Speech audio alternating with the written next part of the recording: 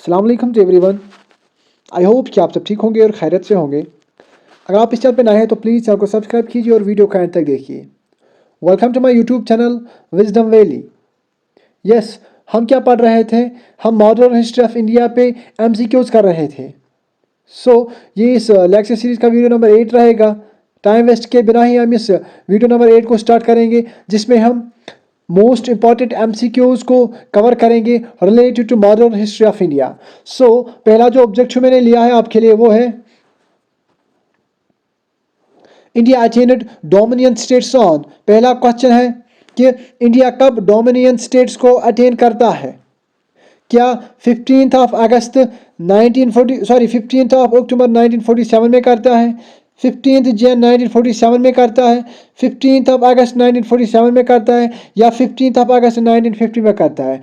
First question number का जो answer रहेगा वो रहेगा ऑप्शन नंबर थर्ड। यस, 15 अगस्त 1947 में ही क्या होता है, जो इंडिया होता है ये अटेन करता है dominion states. Clear? Second one की तरफ हम जाएंगे। With which of the following newspaper was Jawaharlal Nehru associated? इन चार में से कौन सा न्यूज़पेपर या किससे रिलेटेड था जवाहरलाल नेहरू? आपके लिए फिर से रिपीट करूंगा। With which of the following newspaper, कौन सा न्यूज़पेपर इन चारों में से है जिससे जवाहरलाल नेहरू एसोसिएट है? क्या नेशनल हेराल्ड है, द ट्रिब्यून है, या द लीडर है, या अमृत बाजार पत्रिका है?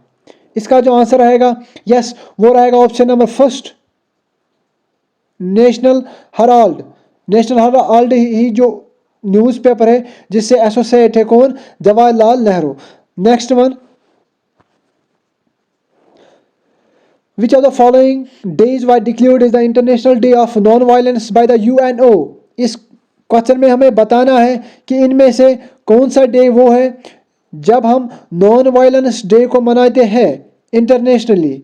लेकिन किसने ये कहा है? UNO। हमें पता है यूनाइटेड नेशंस ऑर्गेनाइजेशन 24 अक्टूबर को बनाया गया 1945 में।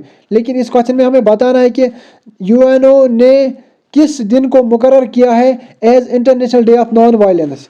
क्या अक्टूबर 6 को किया गया, नवंबर 12 को किया गया, अगस्त 15 को, या अक्टूबर 2 को? इसका जो आंसर रहेगा ऑप्शन नंबर 4। यस, अक्टूबर 2 को ही मनाया जाता है या UNO ने डिक्लेयर किया है as international day of non violence. Okay, next one की तरफ हम जाएंगे।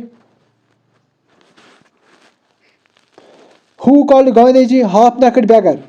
इनमें से किसने गांधी जी को कहा है half naked beggar? Half naked beggar. क्या वैरन हेस्टिंग्स था, क्या मोहम्मद अली जिन्ना था, क्या विंस्टन चर्चिल था, क्या माउंटबेटन था, या लॉर्ड माउंटबेटन? इसका जो आंसर रहेगा वो रहेगा option number third. Yes, Winston Churchill ही था जो कि गांधी जी को हाफ नेकेड बैगर कहता है। क्लियर? फिफ्थ की तरफ हम जाएंगे। Dyarchy in the provincial government was established by the. Dyarchy का जो सिस्टम था in the provincial government was established by the, ये किस एक्ट में एस्टेब्लिश किया जाता है? क्या एक्ट 1935 में, क्या एक्ट 1892 में, क्या एक्ट 1909 में, क्या एक्ट 1919 में? इसका जो आंसर रहेगा वो रहेगा option number 4। Yes, option number 4 वो है एक्ट नंबर 1919। ये आप याद रख लीजिएगा। नेक्स्ट वन,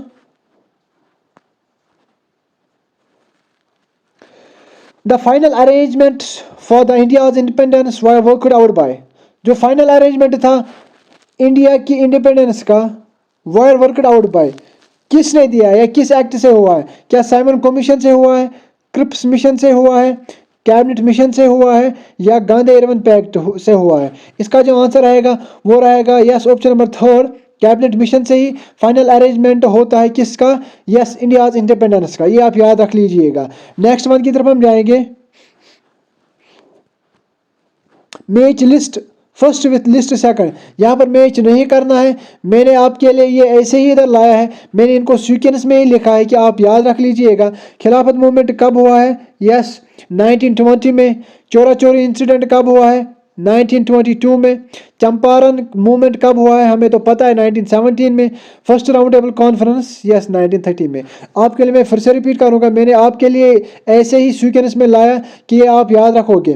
खिलाफत मूवमेंट 1920 में, चोरा चोरी इंसिडेंट 1922 में, चंपारण मूवमेंट 1917 में, yes first round table conference 1930 में। आई होप ये आपको समझ आ गया होगा। Next one, consider the following events. Consider the following events, simple इनको रैंकिंग देनी है कि पहले कौन सा मूवमेंट हुआ है, फिर कौन सा, फिर कौन सा और फिर कौन सा। आपके लिए मैं यहाँ पर समझाऊंगा। देखो मैं फर्स्ट, देखो जो पूना पैक्ट है ये 1932 में हुआ है। साइमन कमीशन 1927 में हुआ है। फर्स्ट राउंड टेबल कॉन्फ्रेंस 1930 में। गांधी इरविन पैक्ट 1931 में। सो रैंकिंग क्या आएगी, पहला कौन आएगा, पहला आएगा 3, क्यों, यस साइमन कमीशन 1927 में हुआ है। उसके बाद फर्स्ट राउंड टेबल कॉन्फ्रेंस, फिर आएगा 3 के बाद आएगा 2, फिर क्या आएगा 4 आएगा, सॉरी फिर आएगा 1, क्यों, गांधी इरविन पैक्ट 1931 में हुआ है।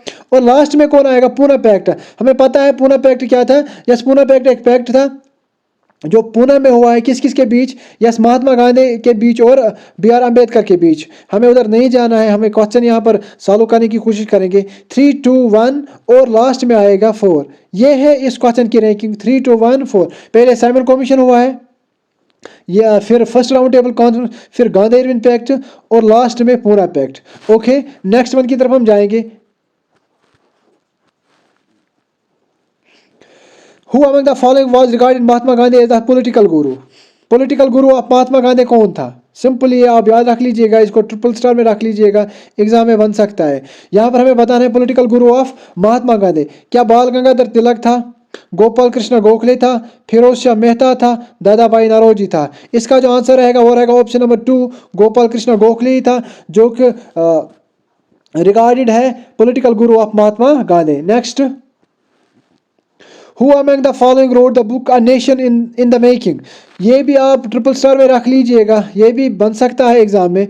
वो कौन सा है इन चारों में से जो कि बुक लिखता है जिसका नाम A Nation in the Making रखा जाता है। क्या बाल गंगाधर तिलक जी था, सुभाष चंद्र बोस था, यस दीन बंधु मित्रा था, या सुरेंद्रनाथ बनर्जी था।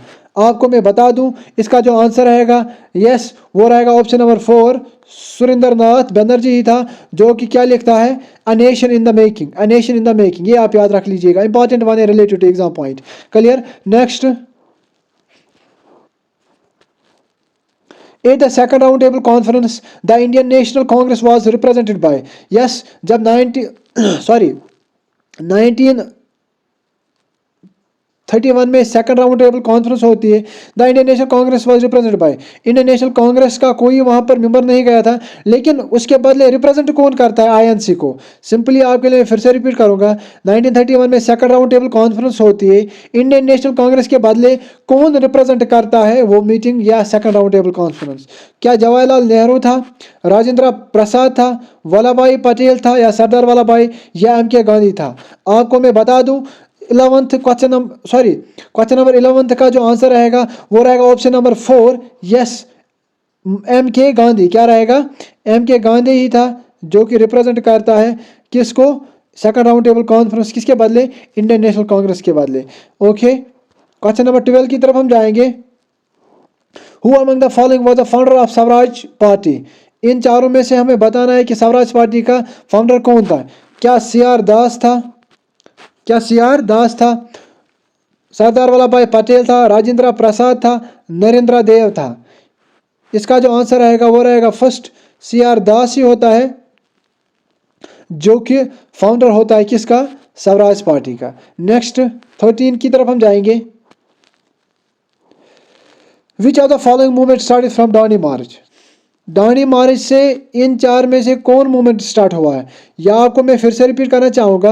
विच of the following movement started from Dandi march. Dandi march से कौन सा मूवमेंट स्टार्ट हुआ है इनमें से। क्या नॉन कोऑपरेशन मूवमेंट हुआ है, सिविल डिसोबीडियंस मूवमेंट हुआ है, क्वाइट इंडिया मूवमेंट हुआ है, स्वदेशी मूवमेंट हुआ है। इसका जो आंसर रहेगा वो रहेगा option number second, civil disobedience movement ही स्टार्ट हुआ है कहाँ से, फ्रॉम डांडी मार्च से। लास्ट सेकंड जो रहेगा आपके लिए वो है Who was the Governor General of India during the launch of Civil Disobedience Movement? हमें पता है 1930 में सिविल डिसोबीडियंस मूवमेंट स्टार्ट हुआ है, लेकिन उस टाइम गवर्नर जनरल कौन था? क्या लॉर्ड वेवल था, लॉर्ड इरविन था, लॉर्ड चेम्सफोर्ड था या लॉर्ड रीडिंग था? इसका जो आंसर रहेगा वो रहेगा option number second, Lord Irwin था governor general at the time of civil disobedience movement. Last one जो रहेगा आपके लिए वो है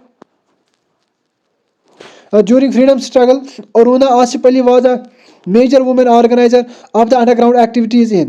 Yes, जब फ्रीडम स्ट्रगल चल रही थी अरुणा आसिफ अली एक मेजर वुमेन ऑर्गेनाइजर थी, और वो किसके लिए काम कर रही थी? ऑर्गेनाइजर ऑफ अंडरग्राउंड एक्टिविटीज इन। क्या खिलाफत मूवमेंट उस टाइम चल रहा था? क्या सिविल डिसोबीडियंस मूवमेंट चल रहा था? क्या बरदौली सत्याग्रह चल रहा था? क्या क्वाइट इंडिया मूवमेंट चल रहा था? क्या क्वाइट इंडिया मूवमेंट चल रहा था? इसका जो आंसर रहेगा वो रहेगा option number 4, yes, option number 4, quite India movement, ये आप याद रख लीजिएगा। आपके लिए मैं फिर से रिपीट करूंगा। During freedom struggle Aruna Asif Ali was a major women organiser of the underground activities in. कब अरुणा आसिफ अली एक मेजर वुमेन ऑर्गेनाइजर रही है, या उस टाइम कौन सा मूवमेंट चल रहा था? सिंपली आप याद रख लीजिएगा, क्वाइट इंडिया मूवमेंट चल रहा था। कब? यस, 1942 में। ओके, इन इट लास्ट, अगर आपको ये कंटेंट अच्छा लग रहा है तो प्लीज़ चैनल को सब्सक्राइब कीजिए। थैंक्स।